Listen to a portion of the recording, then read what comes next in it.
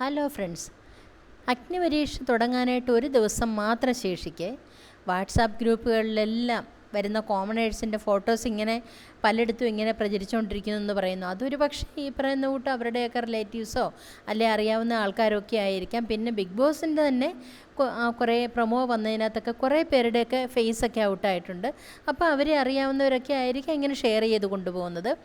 ഇന്ന് ഇപ്പോൾ വൈകുന്നേരം ഒരു 2 മണിക്കൂറിന് മുൻപ് ഒരു പ്രൊമോ വന്നിരുന്നു. ആ പ്രൊമോ എന്ന് പറഞ്ഞാൽ നമുക്ക് ഭയങ്കര ഹാർട്ട് ടച്ചിങ് ആയിട്ടുള്ള ഒരു പ്രൊമോയാണ്.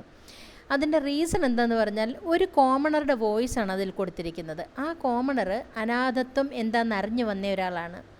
നല്ല സ്ട്രോങ് ആയിട്ടുള്ള ഒരു ബോഡിയൊക്കെ ഉള്ള ഒരാളെയാണ് കാണിക്കുന്നത്. അദ്ദേഹം ആംബുലൻസ് ഡ്രൈവറായിട്ട് വരെ ജോലി ചെയ്തിട്ടുണ്ട് കോളേജിൽ പഠിക്കുന്ന സമയത്തെന്നാണ് പറഞ്ഞിരിക്കുന്നത്. അതുപോലെ തന്നെ അച്ഛനില്ലാതെ വളർന്ന കുട്ടിയാണ്. അച്ഛനോ സഹോദരങ്ങളോ ഒന്നുമില്ല, അമ്മ മാത്രമേ ഉണ്ടായിരുന്നുള്ളൂ. അമ്മ ഒരുപാട് കഷ്ടപ്പെട്ടും മറ്റു വീടുകളിലൊക്കെ ജോലി ചെയ്തും ഒക്കെ അങ്ങനെ അടുക്കള വേലയൊക്കെ ചെയ്തിട്ടാണ് ആ മോനെ വളർത്തിക്കൊണ്ടുവന്നതെന്ന് പറയുന്നു. അതുകൊണ്ട് തന്നെ എന്ത് പ്രതിസന്ധിയും തരണം ചെയ്യും, ഞാൻ എന്ത് പ്രതിസന്ധി വന്നാലും അതെല്ലാം തരണം ചെയ്ത് ഞാൻ വിജയിക്കും. കാരണം എൻ്റെ അമ്മയാണ് എന്നെ വളർത്തിയത്. സാധാരണക്കാരിയായ ഒരു അമ്മയാണ് എന്നെ വളർത്തിയത്. ആ അമ്മയുടെ ഏറ്റവും വലിയ ആഗ്രഹമാണ് ഞാൻ ഈ ബിഗ് ബോസ് ഷോയിൽ വരണമെന്നും വിന്നറാകണമെന്നുള്ളത്. അങ്ങനെയൊക്കെ പറഞ്ഞിട്ടൊരു ഭയങ്കര സെൻറ്റി അടിക്കുന്ന ഒരു വീഡിയോ വന്നിട്ടുണ്ട്. നമുക്ക് ഹാർട്ട് ടച്ചിങ് ആയിട്ട് തോന്നും ആ വീഡിയോ. ശരിക്കും ആ ആളുടെ വോയിസ് അങ്ങനെ കേട്ട് കഴിഞ്ഞാൽ നമുക്ക് അങ്ങനെ തന്നെ എടുത്തിടാൻ പാടില്ലല്ലോ. അതുകൊണ്ടാണ് ഞാൻ ആ വോയിസ് ഇടാത്തത്. എന്തായാലും ഒരു കാര്യം ഞാൻ പറയാം, നമ്മൾ ഈ പ്രാവശ്യം ഈ ബിഗ് ബോസിന് വേണ്ടി നമ്മൾ വെയിറ്റ് ചെയ്യുന്ന ഓരോരുത്തരും ഇതിനകത്ത് വരുന്ന നമ്മൾ ഓരോരുത്തരും എനിക്ക് തോന്നുന്നത് ഈ പറയുന്ന കൂട്ട് പല കണ്ടസ്റ്റൻസും ഇതിനകത്ത് വന്നിട്ട് അവരൊക്കെ ഫേക്ക് ആയിട്ട് നിന്നവരാണെന്നാണ് എനിക്ക് തോന്നുന്നത്. പലരെക്കുറിച്ചും പുറത്തിറങ്ങി കഴിയുമ്പോൾ അവരുടെ യഥാർത്ഥ മൂടുപടം അഴിഞ്ഞു വീഴുന്നതായിട്ട് നമ്മൾ കണ്ടിട്ടുണ്ട്.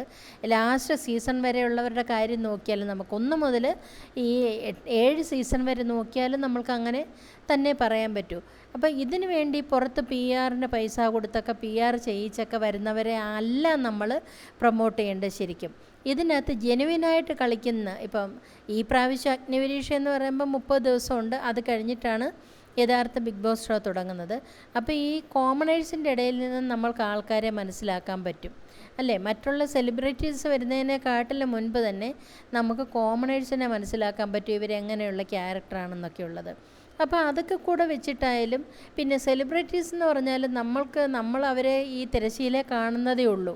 അവരുടെ യഥാർത്ഥ ക്യാരക്ടർ എങ്ങനെയാണെന്ന് നമുക്കറിയത്തില്ല. നമ്മൾ അവരഭിനയിച്ച് തകർക്കുന്ന ഏതെങ്കിലും ഒരു കഥാപാത്രത്തെ ആയിരിക്കും നമ്മൾ ഏറ്റവും ഇഷ്ടപ്പെടുന്നത്. ആ കഥാപാത്രത്തിലൂടെ മാത്രമായിരിക്കും അവർ കാണുന്നത്.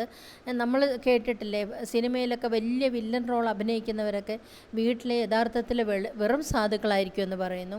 അതുപോലെ തന്നെയാണ് വെറും സാധുക്കളായിട്ട് അഭിനയിക്കുന്നവരൊക്കെ യഥാർത്ഥ ജീവിതത്തിൽ ഭയങ്കര ക്രൂവൽ പേഴ്സണാലിറ്റിയാണെന്ന് പറയുന്നു. നമ്മൾ രാജശില്പിക്കകത്ത് അഭിനയിച്ച ആ ഒരു സിനിമ താരം ഉണ്ടല്ലോ, ഭാനുപ്രിയ എന്ന് പറയുന്നത്, അങ്ങനെ പേരൊക്കെ പറയാവുമെന്ന് എനിക്ക് അറിഞ്ഞുകൂടാ.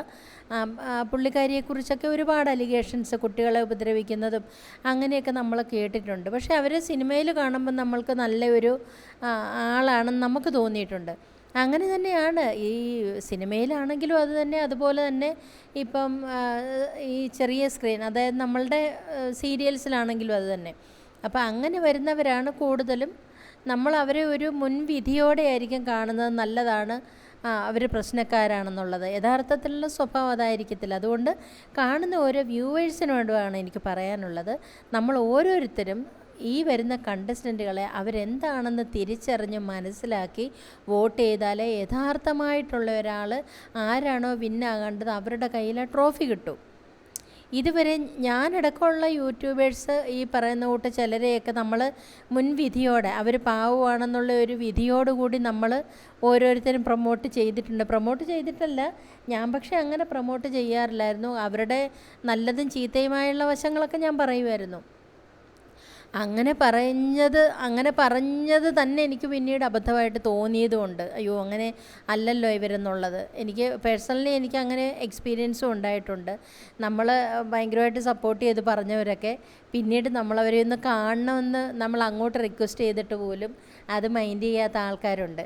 അതാരെന്നുമാണെന്ന് ഞാൻ പറയുന്നില്ല, കാരണം അവരുടെ ഫാൻസ് ഉണ്ടേ എന്നെ എടുത്തിട്ട് പൊങ്കാല ഇടും, അതുകൊണ്ടാണ്.